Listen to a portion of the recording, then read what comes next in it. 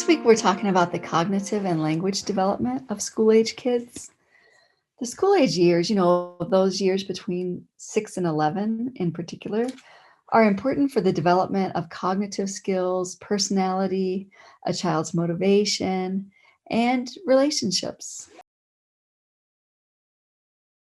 Kids in this age range are preoccupied with the rules of the things that they do. When kids are successful in the things that they do during these years, they may become quite motivated to continue working hard. Kids have more independence because they spend more time away from their families and they get a chance to see things that they're interested in and then to deepen their friendships as well. School age kids tend to have thoughts that are better organized. They're able to be more flexible in their thinking, and they think more logically than preschool aged kids. When school age kids are trying to figure out a problem, they use their brains in logical ways, like using rules about the way the world works. And they can think about several aspects of a problem as they're trying to figure it out. They can also think through the steps to solve a problem and reverse the order back to the beginning, which preschool kids can't do that quite yet. Preschool kids might make many mistakes when they're trying to order things from smallest to largest or largest to smallest. But by the time a child is 6 or 7 years old, they're usually able to order things pretty easily from smallest to largest or largest to smallest. Kids also have better spatial reasoning during the school age years. For example, they could draw a map of their neighborhood, their school, or a classroom. Preschool kids can also draw a map, but they often have mistakes. School age kids are able to think more flexibly about the space, or they can also think more flexibly about their map if it's turned in different directions, when preschool kids can't quite do that yet, generally. All of these skills are possible when kids can see what they're working with. But when they can't see it and they just have to abstractly think about it, and it's just up here in their head, they can't do that very accurately. That's because they're very concrete thinkers. They have to be able to see sort of what they're doing. That abstract thinking comes a little bit later, closer to the teenage years. Kids develop these skills in a pretty predictable order. They understand which is more or less in numbers first, and then length, then liquid, then mass, and then how much something weighs, which is like more or less. It's important to know that kids have to be exposed to these activities in order to be able to do them, essentially. Kids in developing countries who have never been exposed to these sorts of challenges may not understand these activities until around age 11. But if they've been exposed to them, then they understand them much earlier. Kids in the school age years become much better at paying attention to important aspects of a task and shifting their attention to other aspects or different aspects of the task if they need to.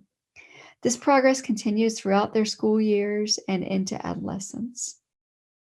Kids can also deal with more information at once over time during the school age years because their working memory just keeps getting better. So then they get better at following complex instructions and in tasks that require several steps. Kids' planning gets better during their school age years as well. Older kids will decide what to do first and what will come next. But by the end of middle childhood, around age 11, they'll be able to plan things out for an entire project. Kids' memory strategies improve as their attention improves. Kids will use repetition, so repeating something to try to memorize it, and they'll also begin to group items that are similar together to try to remember them as a memory strategy.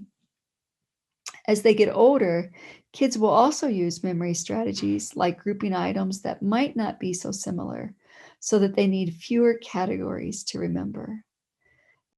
This helps kids remember things better. The more strategies kids use to remember items, then the better their memory is. School age kids also begin to figure out that there are some memory strategies that are more effective than others, and they begin to use those more. They're also able to think about what's happening in their mind and to use that to their advantage. It's sort of like they're looking at their thinking process from outside of themselves.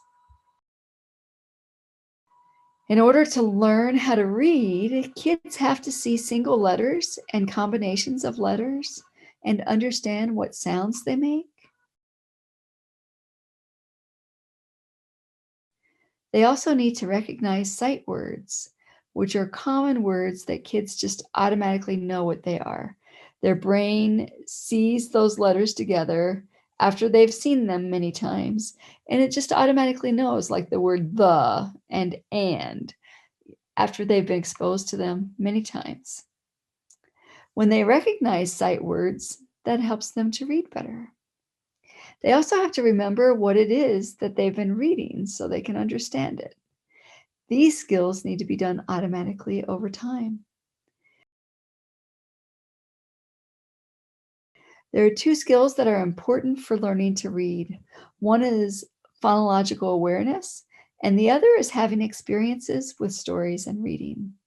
Phonological awareness is knowing the letters and the sounds that the letters make, as well as the sounds that combinations of letters make.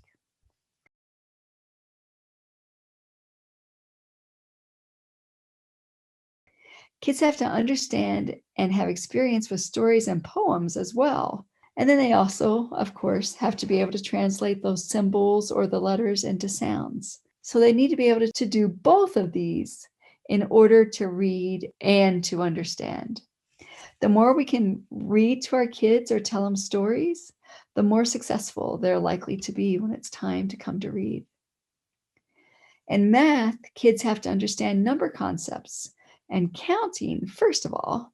And as kids go through the elementary years, their math instruction builds on all those earlier skills, like understanding about numbers and counting or sorting objects. Kids first kind of memorize their math facts by practicing and just remembering them. Getting to see 4 sticks plus 4 sticks equals 8 is also helpful because that's more concrete for kids. What kids need is both memorization about the relationship between numbers, as well as lots of opportunities to engage in number type activities, like sorting, seeing if something is more or less, bigger or smaller, and to count items as we're adding them. So if we've got 7 pins, we might put 4 in one pile and 3 in another and ask the child how many there are altogether. These sorts of activities help kids to develop those skills.